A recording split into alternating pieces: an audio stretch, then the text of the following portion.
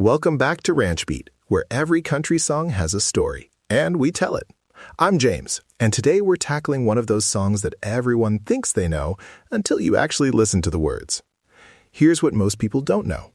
Dolly wrote this as a goodbye handed to one man on the way out of a partnership, but it turned into a global love letter decades later. Now here's where it gets interesting. The same words do very different work depending on the arrangement. Stick with us, because by the end, you'll hear this one differently. Now this is real country, a simple song written for a practical purpose that became a universal anthem. Today, I Will Always Love You, Dolly Parton, written in the early 1970s in the USA, later reimagined for the world in 1992 by Whitney Houston. We'll trace that arc, from backstage to Billboard. Quick overview before we roll into the story. Written and first recorded by Dolly Parton in 1973, released in 1994 as a country single, a spare, almost hymn-like farewell. Then, 18 years later, Whitney Houston's version detonated onto pop radio with an orchestral sweep in 1992. Same song, two very different universes. So here's the vibe in one line. One is intimate and resigned, the other is grand and cathartic. Let me add one thing to that. The song's life is a great example of how production choices, vocal approach, and cultural context can reshape a song's meaning. That's what we'll dig into in the next sections.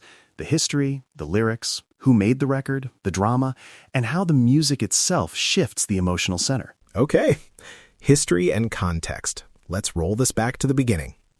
Dolly Parton was a rising star in the early 1970s, and she'd been on Porter Wagoner's show and records. Their partnership helped launch her, but by the early 70s, the relationship between artist and mentor was changing.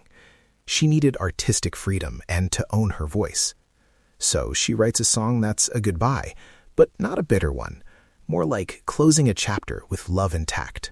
Here's where it gets interesting. In the 1970s country industry, leaving a successful partnership could be career risky, so writing a clean, classy farewell mattered. The song's spare arrangement in Dolly's original recordings fits that purpose.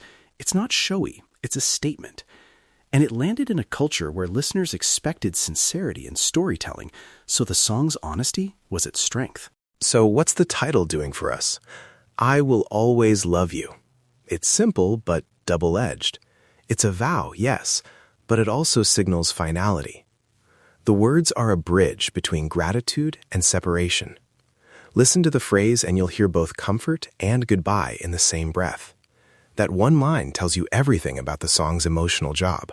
Let's pull out 3 key lyrics and look at how they work.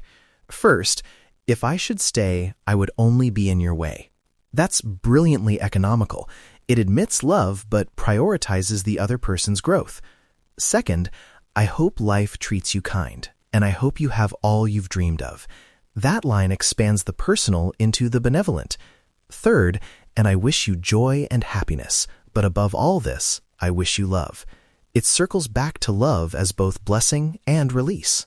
Listen to this line for a second. I will always love you. Repeated at the end. After the practical wishes, it feels like a benediction. It's not a rueful confession, it's a final gift. This isn't just clever writing, it's personal. Dolly wrote it from experience. You can hear the real woman behind the words. And because it's written so plainly, listeners can project their own departures onto it. Whether it's leaving a job, ending a relationship, or moving away from a hometown, those specific lines become universal feelings. That universality is why the song could travel beyond country later on. Now, let's talk about who was behind the song. Dolly is the songwriter. She wrote it herself, which is central to the story. For the original recording, the performances were intentionally minimal. Acoustic guitar, light accompaniment, the kind of setup that puts the lyrics front and center. Years later, when the song was recut for broader audiences, more players, different producers, and different studio decisions shifted its identity. We'll compare those choices in the music notes section, but first, who else shaped the song's trajectory? Most of the people who made Dolly's versions impactful were the engineers and musicians who kept it close to her voice. The later blockbuster version involved a pop production team that added strings, key changes, and a more dramatic arrangement to support a powerhouse vocal. We won't name every person here, but it's important to note that production teams play a huge role in transforming a song from intimate to cinematic. All right, now for the drama and the stories, because this is the fun part. Most listeners know the headline. Dolly wrote the song for Porter Wagoner as a goodbye when she left his show. But here's the more human detail. She wrote it backstage, quickly, as a sincere way to part. That backstage moment, the pragmatic, emotional reason for writing, makes the lyrics feel lived in. But there are also myths. Some people assume Dolly was cut off or that there was a bitter feud. The reality, told in interviews over the years, is more nuanced. They had a complicated professional split, but Dolly's song was a polite closure, not a public attack. Here's the wild part. When Whitney Houston recorded the song for the Bodyguard soundtrack, the production turned it into a pop soul power ballad. Suddenly, the song was not just a farewell between colleagues, it read as a full-throated declaration of devotion. That shift changed public perception. Also, there's a persistent question about rights and royalties. Many listeners assume the cover meant Dolly lost control. In fact, Dolly retained songwriter credit, and that credit is what keeps royalties flowing her way. We'll be careful here, I'm not a lawyer, but that point matters when we talk about how covers affect original creators. And then there are the re-recordings Dolly did herself. She revisited the song later in her career, including a version tied to the film version, when she re-recorded it for a soundtrack release. She's mentioned in interviews that she felt proud and surprised by how the song continued to find new life. That's a reminder. Songs can be living things, changing as artists reinterpret them. Okay, music notes. Let me paint the picture for the two main sonic worlds. Dolly's original is acoustic, intimate, sometimes just voice and guitar, maybe a light pedal steel or piano. The arrangement never overshadows the words. That sparse space lets the listener imagine the scene. Contrast that with Whitney's version. Orchestral swells, a key change that lifts the vocal into a crescendo, reverb and big studio polish. Listen to the effect of that key change. In Dolly's take, the effect is like watching someone close a door quietly. In Whitney's, the same lyric becomes the moment the choir arrives at the end of a movie scene, full release.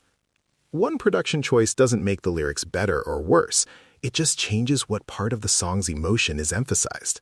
Also, vocal approach matters. Dolly's phrasing is conversational and plain-spoken. She colors a line with lived experience. Whitney's phrasing stretches lines, uses melisma, and builds to a vocal climax.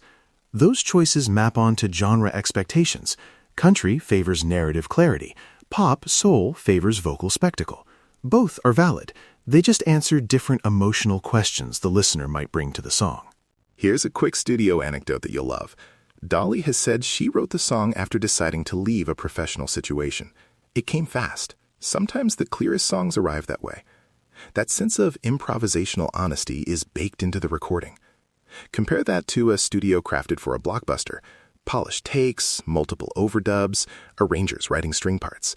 It's almost the opposite workflow, and yet both produced versions that millions connected with. Before we wrap, let's separate a couple of myths from facts. Myth: the cover erased the original. Not true. Dolly's original remains a touchstone in country music and a songwriting masterclass.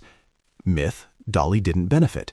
In practice, songwriting credit means she did benefit financially when the cover exploded, and she has spoken about the experience with gratitude. We avoid legal specifics here, but it's fair to say the song's success helped secure her legacy in a tangible way. So why does this song matter in country history? Because it's a perfect example of country songwriting economy. Simple language, emotional honesty, a real-life origin. It also shows how songs migrate. A country farewell becomes a pop declaration when recontextualized. That cross-genre journey is part of what makes country music influential worldwide. Final thought. Next time you hear either version, try this listening exercise. Play Dolly's version first, focus on the small details and the way she delivers each line. Then play Whitney's and notice how the arrangement and vocal choices shift the feeling from private to public. You'll hear how production and performance steer the listener's sympathy. All right, that's our take on I Will Always Love You. Before we go, like what you heard? Subscribe to Ranch Beat. Drop a comment with your favorite lyric from this song. and tell us which country song we should unpack next. Any country except Thailand. We read every suggestion. If you enjoyed this episode, consider subscribing and leaving a review so more listeners can find these stories. And if you want show notes with sources and reading suggestions, head to our website. We'll link interviews and liner notes for anyone who wants to dig deeper. Thanks for spending this hour with us. Remember, every country song has a story, and we tell it. See you next time on Ranch Beat.